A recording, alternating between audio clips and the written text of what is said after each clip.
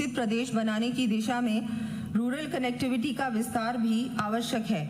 हमारे द्वारा ग्रामीण क्षेत्रों के निवासियों को भी शहरी क्षेत्रों के समान सुविधाएं प्रदान करने की दृष्टि से वर्ष 2024-25 एवं 2025-26 में क्रमशः 10,000 व 5,000 से अधिक आबादी वाले ग्रामीण कस्बों में सीमेंट कंक्रीट के अटल प्रगति पथ के निर्माण करवाए जाने की घोषणा की गई थी। इसी कड़ी में आगामी वर्ष 250 अटल प्रगति पथों के 500 करोड़ रुपए की लागत के कार्य हाथ में लिए जाने प्रस्तावित हैं।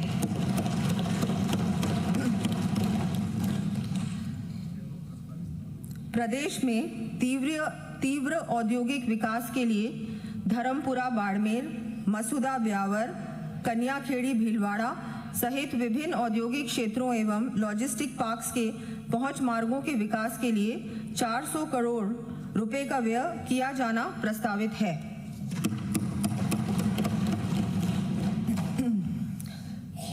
प्रदेश में अत्यधिक वर्षा के कारण क्षतिग्रस्त हुई पुलिया व सड़कों की मरम्मत एवं पुनर्निर्माण हेतु हमारे द्वारा वर्ष 2025-26 में 800 करोड़ रुपए की राशि के कार्य स्वीकृत किए गए हैं।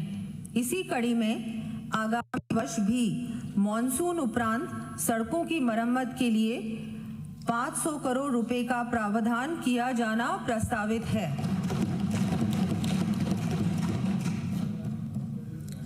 साथ ही 11 बीओटी सड़कों के 500 किलोमीटर लंबाई में लगभग 435 करोड़ रुपए की लागत के सुदृढ़ीकरण एवं नवीनीकरण के कार्य करवाए जाएंगे।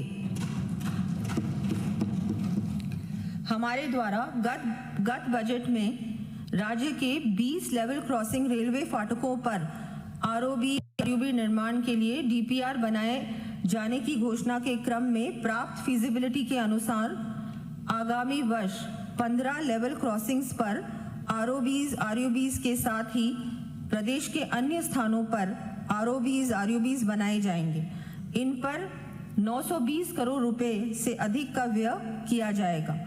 इसके अतिरिक्त प्रदेश में 26 लेवल क्रॉसिंग रेलवे फाटकों पर आरओबी निर्माण के लिए डीपीआर बनाया जाना भी प्रस्तावित है। इन आरओबीज की सूची में सदन के पटल पर प्रस्तुत कर रही हूं।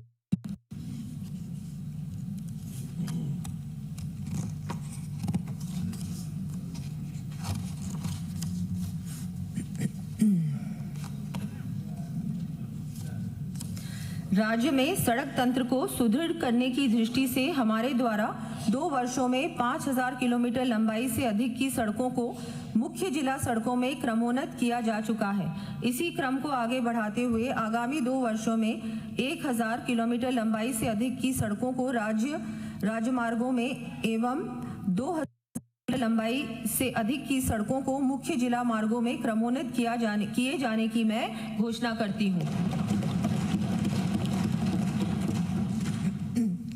राज्य राजमार्गों के सुदृढ़ीकरण हेतु स्पीड वायलेशन डिटेक्शन सिस्टम व वेरिएबल मैसेज साइन बोर्ड को सम्मिलित करते हुए इंटेलिजेंट ट्रांसपोर्ट सिस्टम आधारित लगभग 500 किलोमीटर लंबाई के स्टेट हाईवेज में पुलिया व बाईपास 2,700 करोड़ रुपए से अधिक की लागत से विकसित किए जाएंगे। इन कार्यों की सूची मैं सदन के पटल पर रख रही हूं।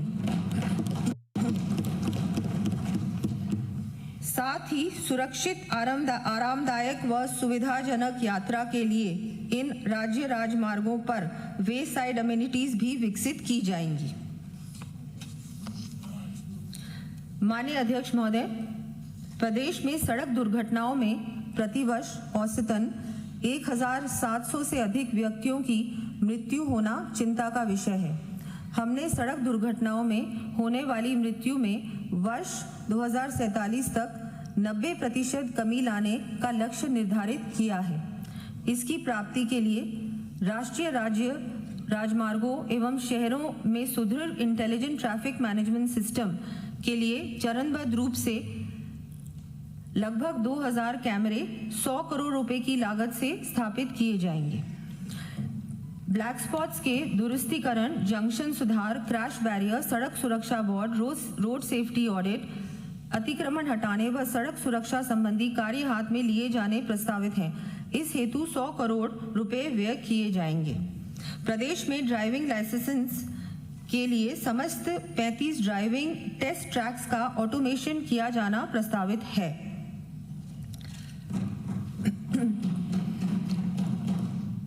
पेयजल, जैसा कि विदित है, हमारा प्रदेश क्षेत्रफल की दृष्टि से जहां सबसे बड़ा राज्य है, वहीं विषम भौगोलिक परिस्थिति के कारण सतही जल की उपलब्धता भी काफी कम है।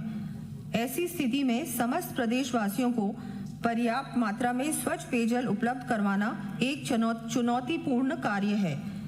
इसे ध्यान में रखते हुए माननीय मुख्यमंत्री श्री भजनलाल शर्मा जी के नेतृत्व वाली हमारी सरकार ने वर्ष 2047 तक प्रदेश में रोबस्ट गवर्नेंस, सस्टेनेबल कंजर्वेशन एवं इक्विटेबल यूटिलाइजेशन के माध्यम से जल सुरक्षा का लक्ष्य रखा है।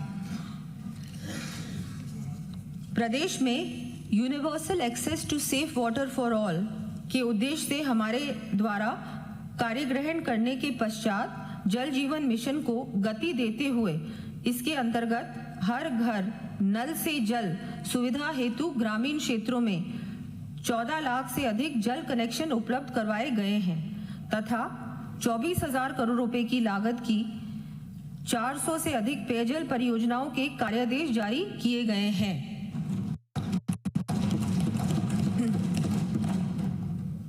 साथ ही परवन अकावत परियोजना के अंतर्गत 12 कोटा एवं झालावाड़ के लिए 3,500 करोड़ रुपए तथा नवनेरा परियोजना के तहत कोटा एवं बूंदी के गांवों को पेयजल उपलब्ध कराने के लिए 1,100 करोड़ रुपए से अधिक के कार्यादेश जारी किए गए हैं।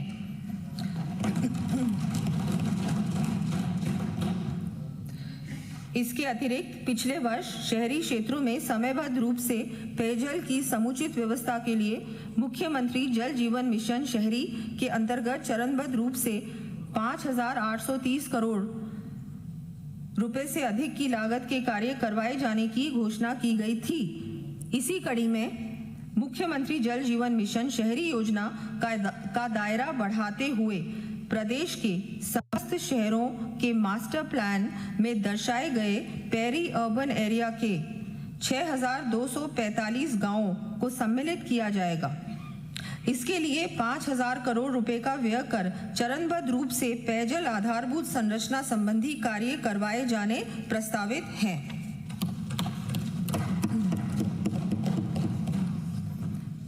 मुख्यमंत्री जल जीवन मिशन शहरी द्वितीय चरण के अंतर्गत 2,530 करोड़ रुपए का व्यय कर 83 शहरों में जलापूर्ति की सर्विस लेवल संवर्धन के कार्य करवाए जाएंगे।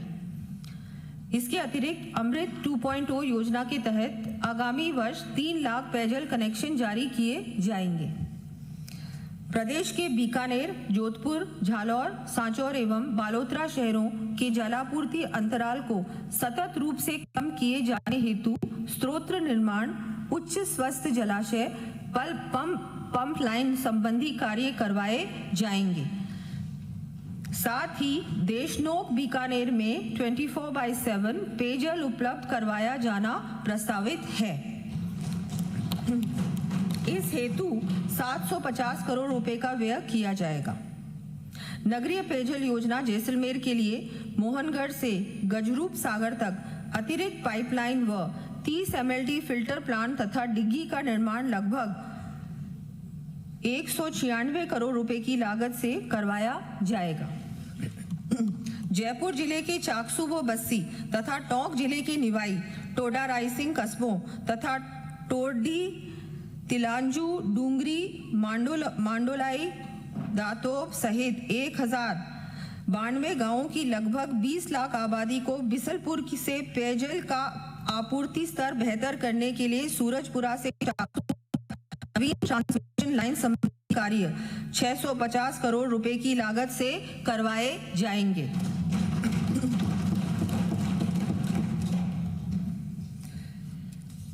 प्रदेश के विभिन्न क्षेत्रों में पेयजल उपलब्ध करवाने के लिए 160 करोड़ रुपए से अधिक के कार्य करवाए जाएंगे। इन कार्यों की सूची मैं सदन के पटल पर प्रस्तुत कर रही हूं।